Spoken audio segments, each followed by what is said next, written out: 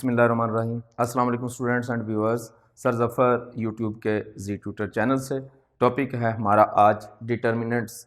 Matrix में या matrices में एक अहम ताल्लुक़ है इस टॉपिक का, मैट्रिसेस या मुतय्यन कुनंदा। पहले तो हमें ये देखना है स्टूडेंट कि ये है क्या चीज़ और इसका एडवांटेज क्या है।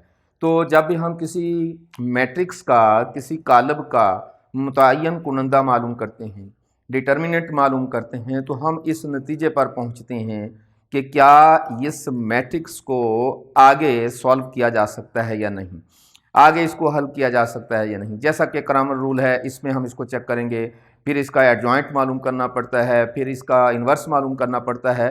तो इन तमाम चीज़ों के लिए, या फिर कोफैक्टर मालूम करना है, इन तमाम चीज़ों के लिए स्टूडेंट सबसे पहले ज़रूरी चीज़ ये होती है कि उसका डिटर्मिनेंट मालूम किया जाए। अब डिटर्मिनेंट से ये भी हमें वाज़ेह हो जाता है कि ये कालब सिंगुलर है या नॉन सिंगुलर है।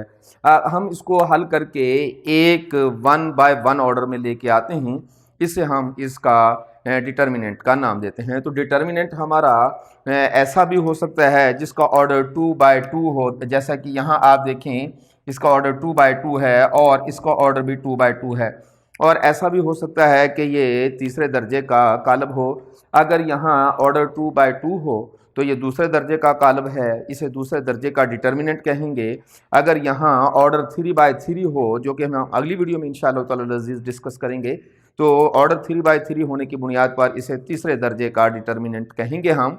तो दूसरे दर्जे का डिटर्मिनेंट हमें आज मालूम करना है। स्टूडेंट यहाँ आपको ये भी बताते चले जाएं हम कि डिटर्मिनेंट जो है इसको हर सूरत में स्क्वायर शेप में होना ज़रूरी है, यानी कि ऑर्डर या तो 2 बाय 2 होगा, या 3 बाय 3 होगा, या 4 बाय 4 होगा, वगैरह वगैरह।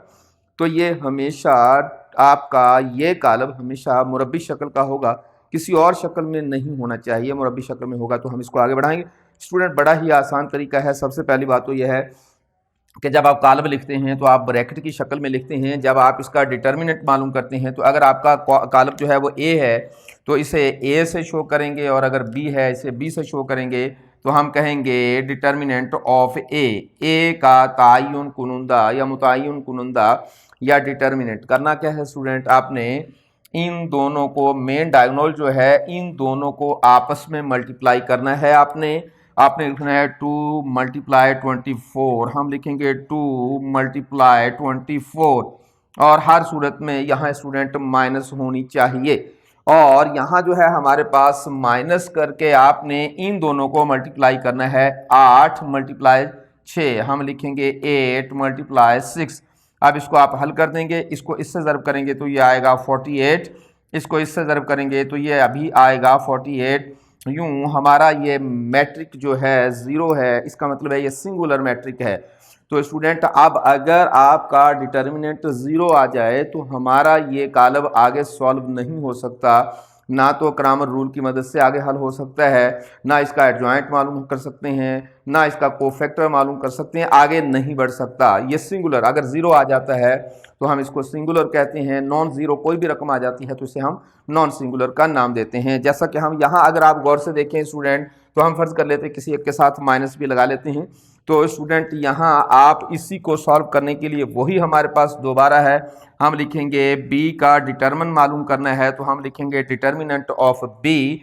अब आप इसको और इसको मल्टीप्लाई करेंगे, हम कहेंगे 3 को 4 से मल्टीप्लाई करेंगे और यहाँ हम लिखेंगे माइनस, और अब हम इन दोनों को माइनस करेंगे। यहाँ हमारे पास है 7 और मल्टीप्लाई करेंगे आप इसको 5 को। स्टूडेंट मैं वैसे अगली वीडियो में डिटेल से बात करूंगा।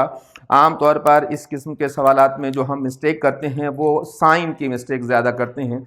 कभी कभी साइन जो है वो दो टकरा जाती हैं, स्टूडेंट इसमें मिस्टेक कर लेता है, बस इसको कंट्रोल करना बड़ा ज़रूरी है। तो हम इसको मल्टीप्लाई करेंगे, 4 को 3 से ज़र्ब करेंगे तो ये हो जाएगा हमारे पास 12, और इसको हम मल्टीप्लाई करेंगे तो ये हो जाएगा हमारे पास, इसको इससे ज़र्ब करेंगे तो ये हो जाएगा हमारे पास 35। अब आपके पास यहाँ 2 माइनस टकरा गई तो इनको जमा करेंगे तो ये हो जाएगा हमारे पास कुछ यूं, इसको और इसको हल करेंगे तो ये हमारे पास हो जाएगा स्टूडेंट 47। तो ये हमारे पास जो 47 है ये डिटर्मिनेंट है। स्टूडेंट यहाँ अगर आप देखें तो डिटर्मिनेंट जो है वो इसका आंसर 0 आया है, यहाँ 47 है। अगर आपका डिटर्मिनेंट 0 आ जाए तो ऐसे मैट्रिक को हम सिंगुलर मैट्रिक कहते हैं, ये आगे सॉल्वेबल नहीं होता। और अगर नॉन ज़ीरो वैल्यू आ जाए, प्लस में आ जाए, माइनस में आ जाए, कोई फ्रैक्शन में आ जाए, डेसिमल में आ जाए, किसी भी शेप में आ सकती है, तो फिर ये आगे बढ़ेगी, अदरवाइज ये आगे नहीं बढ़ सकता। तो स्टूडेंट तायुन कुनुंदा, मुतय्यन कुनुंदा या डिटर्मिनेंट जो है ये ऑर्डर जो है इसका 2/2 हो सकता है, 3/3 हो सकता है। हमारी आज की वीडियो में छोटा सा ये तारुफ था, सिर्फ इसमें 2/2 की वीडियो आपको दिखाना मकसूद था। अब मैं आपको ये भी बताता चला जाऊं कि अगली वीडियो में हम इसका 3/3 ऑर्डर लेकर फिर जो है इसका डिटर्मिनेंट मालूम करेंगे। उसके दो तरीके हैं हमारे पास। स्टूडेंट अब ये महसूस कर रहे होंगे कि मैंने इतनी सी छोटी वीडियो में एक ही सवाल को कवर करने की कोशिश की है, तो आप इसको 3/3 के ऑर्डर को इसके साथ ही क्यों नहीं लेके चलते। तो स्टूडेंट वीडियो बहुत लंबी हो जाती है बाज़ औक़ात, तो मैं छोटी छोटी वीडियो सिर्फ इसलिए बनाता हूँ कि एक टॉपिक पर एक वीडियो होनी चाहिए। तो 2/2 का ऑर्डर हमें आज देखा और नेक्स्ट वीडियो में इंशाल्लाह 3/3 के ऑर्डर को हम चेक करेंगे। तो स्टूडेंट यहाँ आपको ये भी बताते चले जाएं हम कि आप अपने इस चैनल की साइट पर जाकर अपने मसाइल को डिस्कस कर सकते हैं। इसी नाम से हमारी साइट है www.ztutor.com। तो उसमें बस थोड़ा सा काम बाकी है, इंशाल्लाह 1-2 दिन में वो लॉन्च हो जाएगी। तो ये थी हमारी छोटी सी वीडियो। उम्मीद करते हैं कि हमारी वीडियो से आपको सीखने का मौका मिल रहा होगा और अपना बहुत सारा ख्याल रखिएगा। अपने दोस्तों को ज़रूर बताया करें, आपने इस चैनल को शेयर करें, लाइक करें, सब्सक्राइब करें और बेल आइकॉन प्रेस ज़रूर करें ताकि हमारी तमाम आने वाली वीडियोज़ का नोटिस आप तक पहुँचता रहे और आप हमारे साथ लिंक रहें, अपडेट रहें, हमारी तमाम वीडियोज़ आप तक बर वक्त पहुँचती रहे। Thank you very much. अपना बहुत ख्याल रखिएगा। वस्सलाम।